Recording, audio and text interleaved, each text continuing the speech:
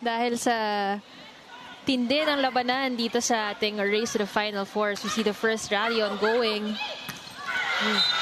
It'll be Marzan getting the first point for Galeries Tower.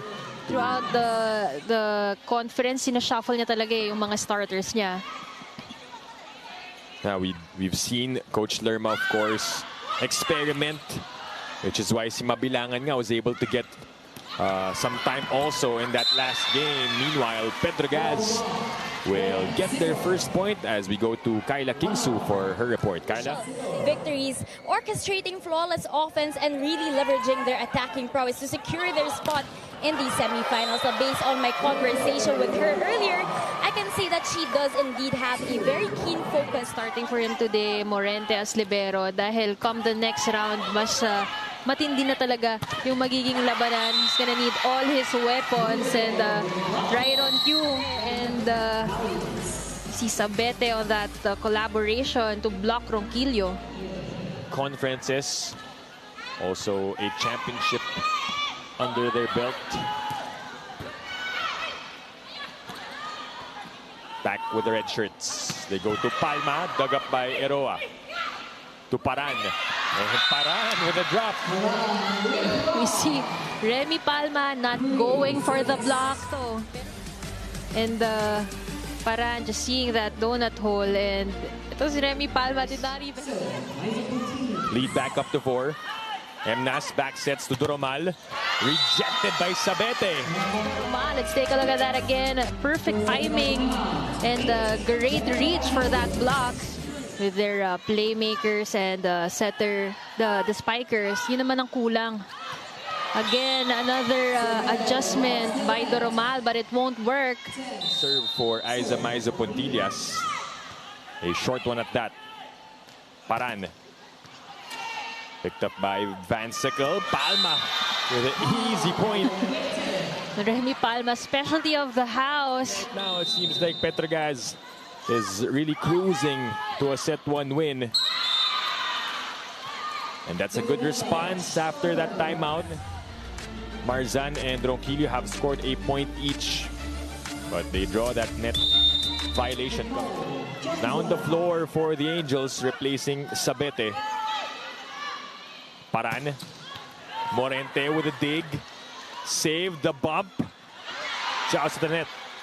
It's back with the Angels.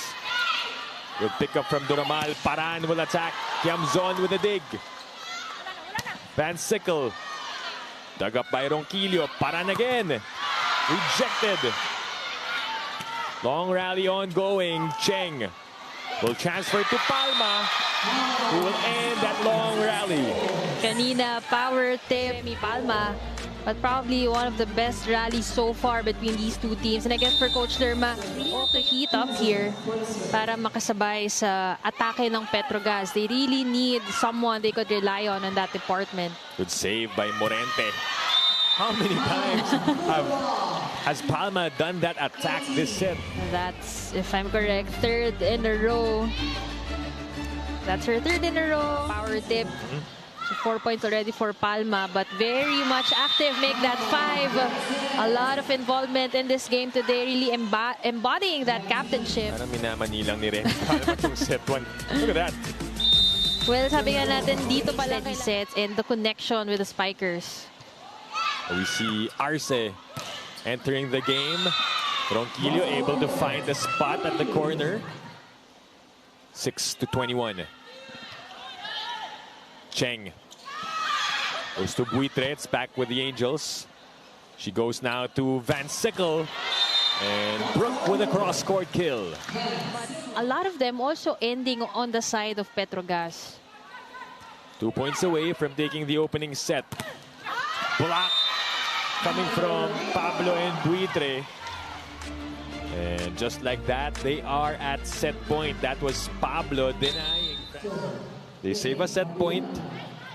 Still a huge lead though for the Angels. Perez to Pablo. And that does it for set number 1. The Petro Gazz Angels take it. How we miss Milo Pablo ending things off for to the Highrisers. which also happened, by the way, at the start of this match. But Van Sickle with an emphatic kill. Bomb after bomb being disposed here by the Angels. Both teams on opposing side of our standings. But definitely yung sabi natin, obserbahan natin kung magiging complacent ba si Petro Gazz going up against a bottom-ranked team. Like at it today. And speaking of, ito na naman si... This conference, Capital One, SGA, and Farm Fresh, yung pinakahuli nga in straight sets. That win against Capital One. It reached 5 sets. Happened here also. I covered that game here in Santa Rosa. Medyo na-build na nila yung confidence na yon. So now this is another challenge for them. How they would play consistently against veteran teams. Yamzon picks up the attack. Contillas dug up by Doromal. Paran, again rejected. Solid blocking for the Angels. The #1 server in our tournament so far. Ang dami niyang nililid na categories, no? Yeah, part of the top 10 in a lot of those. Isa-isahin natin to our viewers who are currently eyeing sino ba yung mga possible MVP frontrunners natin. I think we have Brooke Van Sickle on top of that list as well. She's #2 in scoring, #3 in spiking, 3 in blocking, 1st in serving, #7 in digging. First set, parang nangangapapay. Masyado silang stunned by the Angels. 4 points already for Ronquillo, and we also saw the attack points. Dikit, no? It will take more time that they've only been together for 2 conferences. Kapaan din sino pa yung kukuha ng bola. And within those 2 conferences, iba-iba rin yung players di ba? Yeah. Sort of refresh itong play ni Emnas. But she gets a save. Eroa bumps it to Ronquillo. That's a nice play for Galeries Tower, and Coach Lerma will be pleased with that. A much better showing by the Highrisers here in the second set. Saved by Emnas again. Patres will get her first attempt. They pick it up. Almost a miscue. Emnas gets a touch. It's sent over. Back with Petro Gazz. Pablo will score. Myla Pablo getting off another point to 1. Perez inangat kay Van Sickle, and that catches the line. She cuts the lead down to just 1 point, 16-17. Perez goes back to Brooke. Emnas and Ronquillo just stood there. That's a good serve coming from Janelle Cheng. Ronquillo will send a free ball. Napailing na lang doon si Coach Lerma.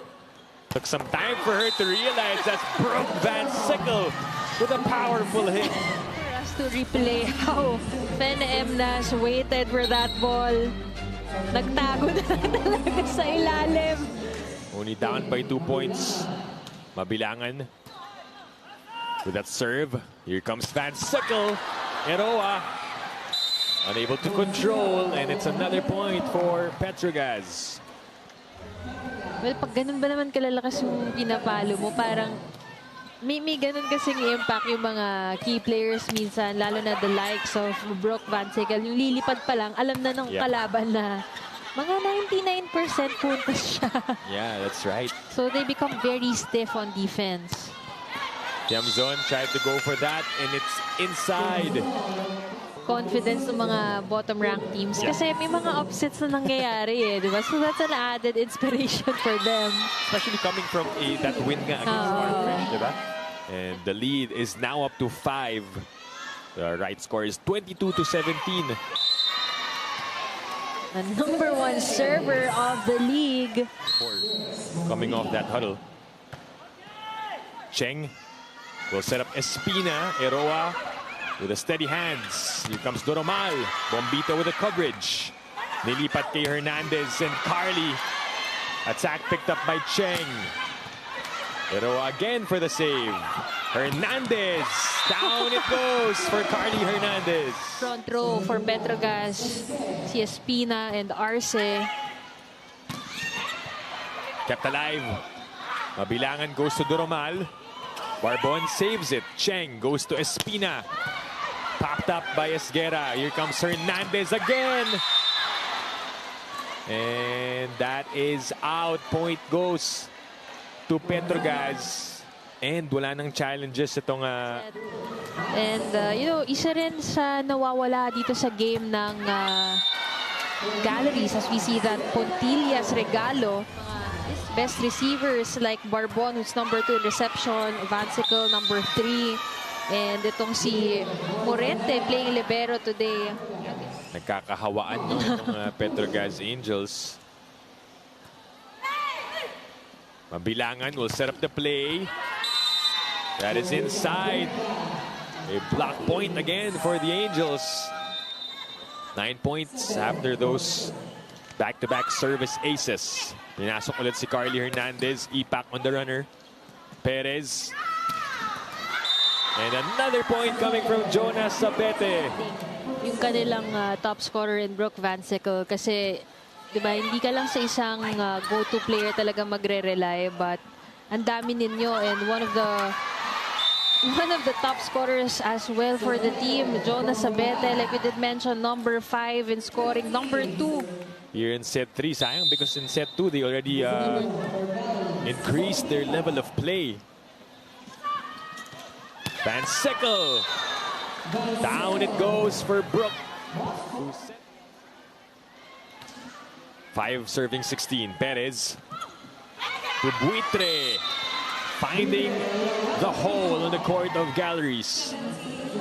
And getting another 3 points in the standings. But Marzan is not going to give them an easy win. She's been silent since the first set. She scored the very first point of this match. And then that solid block announcing her re-entry. Meanwhile, Pablo scores another one for the Angels. Point they can take from her and anyone in the team right now. Perez goes to Tiamzon.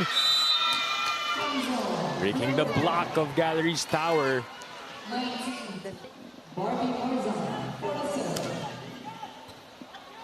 Perez will set up the play. Pablo goes to that other side.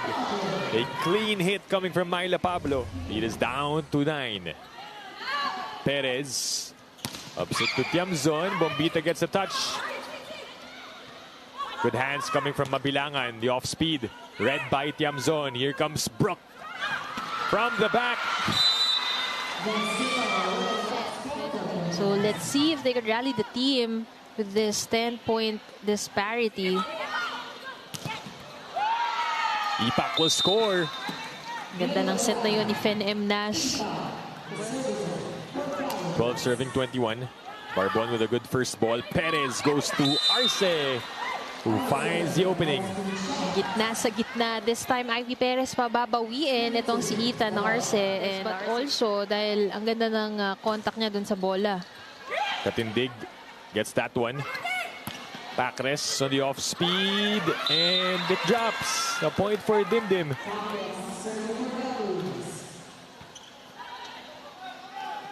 Barbon sets up Vancicle. Siguro kung may category din na most sorries, most apologies, si Brooklyn. 4 excellent sets for Perez. Add to that as Pablo will score. Well, it's been a long time since we've seen this clean cross court and that powerful hit through the block. Petro Gazz now at match point. Pacres able to save it. Demi Pacres.